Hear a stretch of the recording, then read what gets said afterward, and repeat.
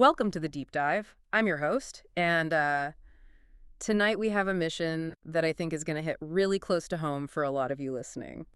Hey everyone, I'm the resident expert for this deep dive, Yeah. and yeah, I'm super excited about this one. It's late. You are probably looking at a screen right now, maybe staring down a particularly stubborn block of Oh code. yeah, the classic late night debugging session.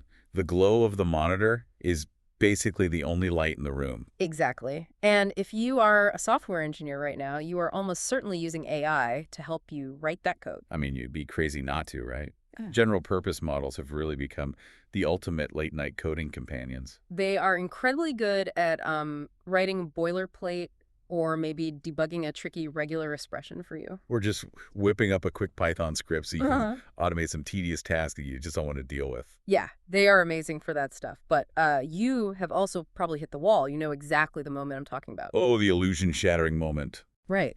You ask the AI to do something truly complex, like diving into a massive, totally undocumented legacy banking code base to optimize the core transaction engine.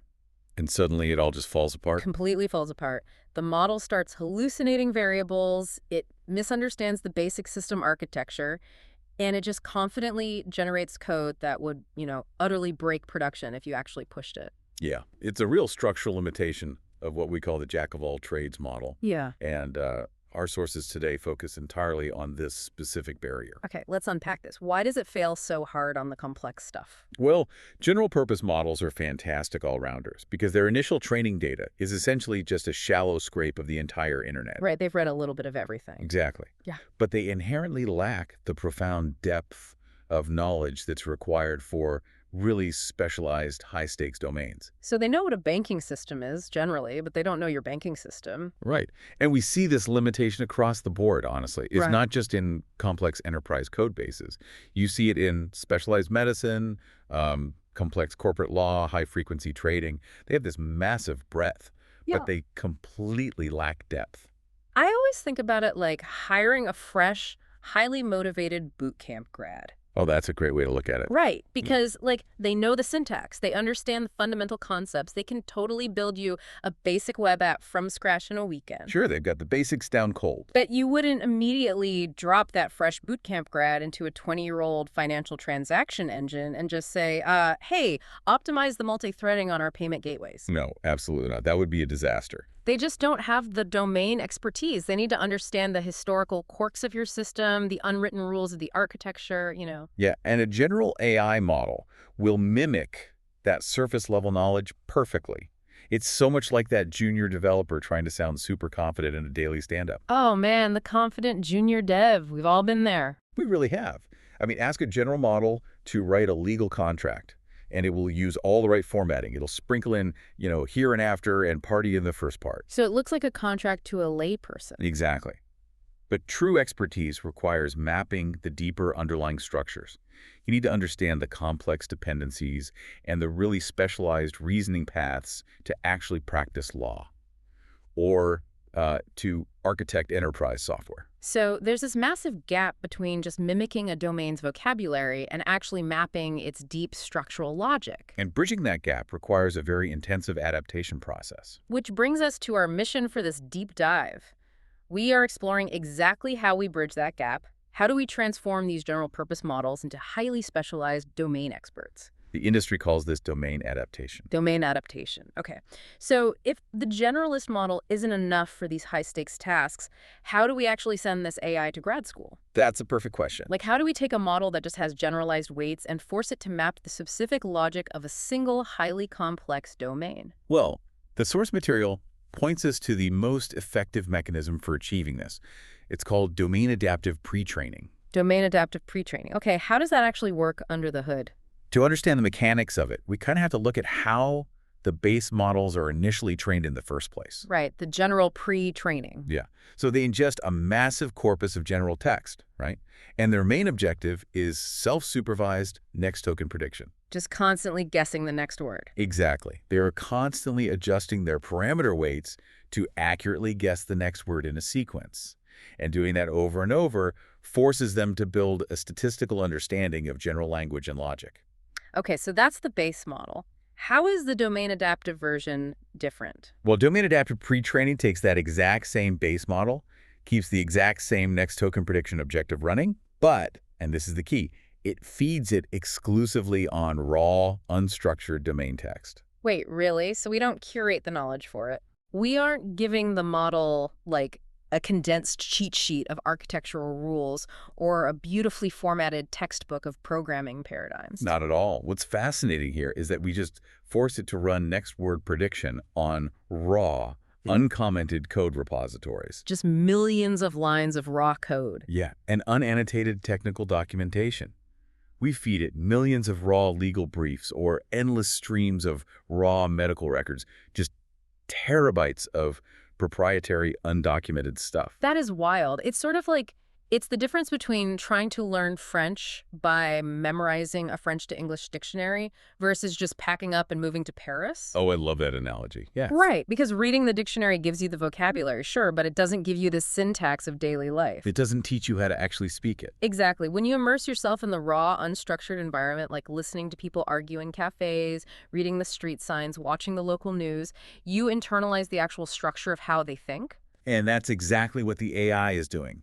The immersion in raw text forces the neural network to basically adjust its gradients to match the unique reasoning patterns of that specific field. So the architecture of the code actually dictates the architecture of the model's weights. Yes. That is a massive shift from how we usually think about training a software system. It's just absorbing the structural thought process by playing this huge prediction game over and over. Consider medical literature, for example. Yeah. A doctor's diagnostic notes follow a really highly specific logical flow. Right. Symptoms, then diagnosis, then tests. Exactly. Symptoms lead to differential diagnoses, which lead to lab tests, which eventually lead to a conclusion. That causal chain is totally unique to medicine. Okay, I see where you're going. By predicting the next token in millions of those specific notes, the model's internal parameter weights naturally adjust to mirror that specific causal chain. It basically maps the rhythm of medical reasoning. And the same applies to a proprietary code base. Giving it a rulebook just isn't enough. Not even close. It has to ingest the entire code base, so its internal representations align with your specific architectural patterns and your data flow. But wait, I have a question about this. If it just reads a massive code base and runs next token prediction on it forever, doesn't it just become like a highly specialized code-generating parrot? What do you mean? Well, it has immersed itself in Paris. It knows how the locals think. But if I ask it a specific question about an API endpoint, it might just spit out raw source code instead of actually answering me, right? Oh, absolutely. That's a huge issue at this stage. Because it has the domain knowledge, but it totally lacks the conversational interface. So how do you actually bridge that gap? Yeah, a model that has only been through domain adaptive pre-training is essentially a brilliantly knowledgeable scholar who literally doesn't know how to answer a simple question. It just lectures at you. Exactly. If you prompt it, it just starts auto-completing the text like a continuous, unending lecture. So to make it interactive, the sources outline a standard two-phase pipeline. Okay, two-phase pipeline. What's phase one? Phase one is the domain pre-training on raw text that we just discussed. Right, soaking in the raw data. And phase two is called instruction tuning. Ah, okay. And instruction tuning is where we introduce the prompt completion pairs, right? Got it. Instruction tuning uses highly curated, domain-specific question and answer pairs. So this isn't just raw text anymore. No, this is very structured. During this phase, you are actively penalizing the model's loss function if it doesn't format its deep knowledge into the expected structure. So you're teaching it manners, basically. Yeah, you teach it that when the input is formatted as a user query, the output shouldn't just be the next logical line of code in the repository. Right, don't just dump code on me. The output needs to be a structured, helpful answer, maybe formatted in Markdown with a brief explanation, and then followed by a clean code snippet. Here's where it gets really interesting for the software engineers listening. This two-phase pipeline maps perfectly to how we actually onboard a new senior developer. Oh, that's so true. Let's break that down. Think about it.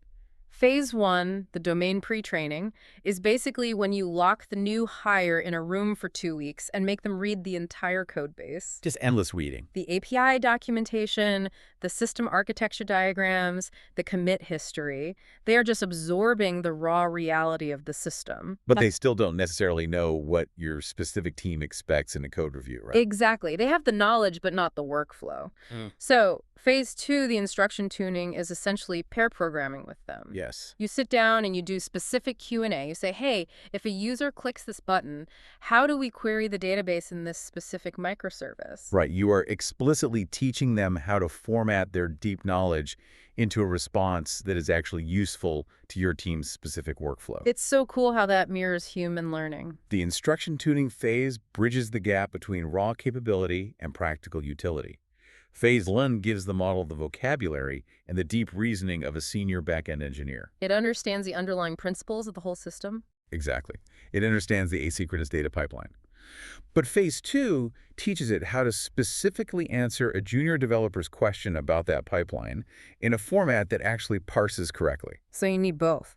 Without Phase 1, the model hallucinates because it lacks the deep structural knowledge of the codebase. And without phase two. Without Phase 2, the model is completely unusable. Yeah. Because it doesn't know how to interact with the user's instructions. Man, the two-phase pipeline seems incredibly powerful. You take your generalist, you soak it in raw text so it maps the deep logic of your system, and then you pair program with it so it knows how to converse. It's a very elegant solution. But, as engineers, we know that heavy optimization always comes with a trade-off. There is always a cost. Right.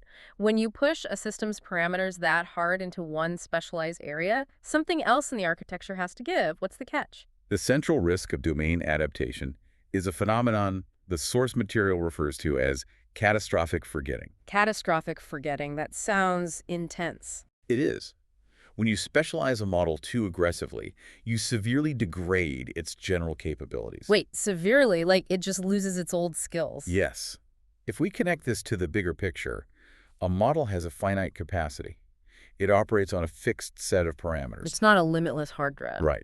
During its initial general pre-training, it adjusted those parameter weights to learn everything from, basic Python syntax to summarizing Spanish news articles to basic conversational logic. It learned how to be a general assistant. Exactly. Yeah. But when you initiate domain adaptive pre-training, you aren't just appending new storage to the model. Oh. You are actively calculating gradient updates that rewrite those existing weights. Wow. So you're literally overwriting the general pathways to make room for the domain-specific logic. Yes. It's like optimizing a database index so heavily for lightning fast reads on one specific query type that your overall write speeds completely collapse. That is exactly what happens mathematically. Yeah. You tune the system so aggressively for the edge case that you destroyed the foundational utility. Okay, but the source uses the word catastrophic. Is it really that severe, or is it just a slight dip in performance? It can absolutely be catastrophic. If you force the model to hyper-specialize, say, you aggressively train it on nothing but complex proprietary machine language code for 6 months, the gradient updates will literally overwrite the parameter weights it previously used for general knowledge. So the weights that used to help it structure a polite, coherent email Are now mathematically optimized to analyze memory allocation. That's crazy. And people forget, general capabilities aren't just parlor tricks. They include core logical reasoning, the ability to follow formatting instructions, and the basic capacity to understand context and nuance in a prompt. Oh, I see. So a model suffering from catastrophic forgetting might become an absolute genius at identifying race conditions in a legacy C++ code base. But it completely loses the ability to explain that vulnerability to you in coherent English. It might forget what a JSON object is, or it might just lose the ability to summarize the bug entirely. Exactly. It loses the general connective tissue that makes it an assistant, rather than just a raw compiler. It's like spending 5 years doing nothing but ultra-complex machine language programming in a dark basement and then temporarily forgetting how to explain what a computer is to your grandmother. That's pretty accurate, actually. And that aggressive specialization can break the model's fundamental utility.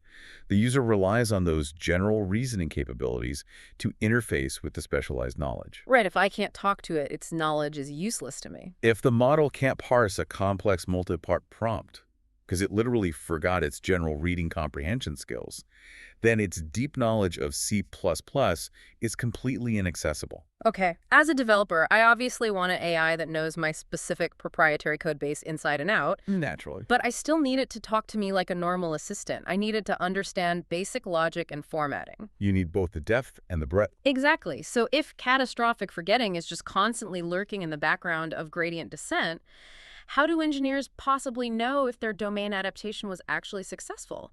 You can't just trust the model's outputs after a training run. You definitely can't.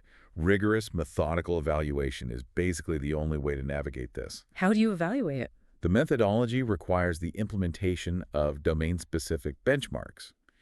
But, and this is crucial, you cannot solely measure the new domain. Ah. This raises an important question about how we define success. To properly evaluate domain adaptation, you must constantly evaluate both the specific domain performance and the general performance simultaneously throughout the entire training process. Okay, so you're running two sets of tests at the same time. Right. You might use a benchmark like human evil to test its coding capabilities, while simultaneously running a broad general knowledge benchmark like MMLU to ensure its foundational logic remains intact. So what does this all mean for you listening? It is exactly like regression testing. It really is. If you're building a software application and you add a massive, complex new feature, like the domain specialization, you don't just write tests for the new feature and then immediately push to production. That would be a great way to take down the whole app. Right. You have to run the entire old test suite of general benchmarks to make sure your new code didn't inadvertently break the user authentication protocol or the database connection or the core routing. You are constantly validating the new state against the baseline. It's a delicate balancing act of metrics. Very delicate. The industry standard defines a successful specialist model as one that significantly improves the specialization metrics without causing a statistically significant drop in the general capability metrics. So you want the domain score to go up, but the general score has to stay completely flat. Exactly. And machine learning engineers spend their time constantly tweaking the learning rate, adjusting the batch sizes, and modifying the mixture of general and domain-specific training data to hit that exact balance. You want the model to map the new architectural knowledge, but you maintain that baseline test suite to ensure it can still, summarize a pull request or format an output properly. It is a total tightrope walk. You're trying to cram as much highly specialized knowledge into this finite parameter space as possible, right up to the exact threshold where the gradient updates start degrading its ability to be a helpful assistant. And the second you hit that threshold, you have to stop the training loop. Wow. Navigating that tightrope requires an immense amount of engineering discipline. You iterate through the two-phase pipeline, the raw domain pre-training, the instruction tuning, and then immediately run that dual suite of benchmarks to see if the loss function pushed you into catastrophic forgetting. Okay, let's step back for a second and just look at the architecture we've mapped out today. It's a lot to take in. It is, but it's brilliant. Yeah. We started with the structural problem. Generalist models lack the deep, interconnected understanding of specialized domains like legacy code bases. To fix that, we use domain-adaptive pre-training. We force the base model to run next token prediction on massive amounts of raw, unstructured domain text so it maps the actual reasoning patterns and logical flow of that specific field. And then we move to the instruction tuning phase. Exactly. We take that newly mapped knowledge and we apply prompt completion pairs. We essentially pair program with the AI using domain-specific Q&A, actively penalizing the model if it doesn't format and deliver its new expertise in a structured way that is useful to the developer. Making a good coworker, basically. Yeah. And the entire time the model is training, we are monitoring for catastrophic forgetting the risk that the gradient updates overwrite the parameters used for basic logic and coherent communication. Because the parameter space is finite. So we obsessively run dual benchmarks, testing both its new specialized skills with something like human evol and its old general skills with MMLU, just treating the whole thing like a massive regression test. That is the complete architectural blueprint for creating a domain expert AI. It sounds like we've solved it. Well, executing this blueprint reveals one final, really critical bottleneck that the source material points out. It's actually a massive hurdle for the entire industry right now. Oh, what's the bottleneck? The methodology is proven, but it requires a very specific raw material. The training data itself. Yes. To run the pre-training, the instruction tuning, and the constant benchmarking, you need incredibly large amounts of high-quality, highly specific training data. That makes sense. You can't train a specialist without specialist data. Right.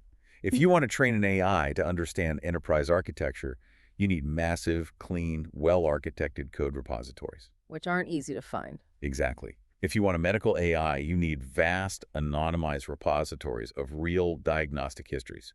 And acquiring that specific high-quality human data is staggeringly difficult and extremely expensive. Because we've essentially exhausted the public internet, haven't we? Pretty much. We've scraped everything that is freely available. So the really valuable data, like the proprietary trading algorithms of a hedge fund, or the internal microservice documentation of a massive tech company, or the specialized diagnostic reasoning of top-tier surgeons. That data isn't just sitting out on public GitHub repositories waiting to be downloaded. No, it is locked, hidden behind massive corporate firewalls, strict privacy regulations, and compliance frameworks. Which means building these specialist models isn't just an engineering challenge anymore. It's a profound logistical and economic bottleneck. It's a gold rush, but all the gold is locked in private vaults. We know the mechanics of how to build the experts. The two-phase pipeline is highly effective. The benchmarking strategies keep catastrophic forgetting in check. The architecture is totally sound. It is. But the human-generated raw data required to actually execute that blueprint is rapidly becoming the most scarce resource in the tech industry. Which leaves us with a totally fascinating engineering puzzle to end on. It really does. Think about this. If the human-generated, high-quality, specialized data that we absolutely need to build the next generation of AI experts is locked behind corporate firewalls, or if we are simply running out of it entirely, what is the next architectural move? It's the multi-billion-dollar question. If we cannot physically find enough real human-created data to push these parameter weights, will we have to start synthesizing the data ourselves? Can an AI learn to be a true expert by running gradient descent on data generated by another AI? That is a very deep rabbit hole, and it is exactly where the cutting edge of this technology is heading next. It's definitely something to ponder. So something to think about the next time you are staring at a complex code base late at night and your AI assistant perfectly refactors a function for you. Where did its structural knowledge actually come from? Keep building. Keep questioning. Thanks for joining us on this deep dive. We'll see you next time.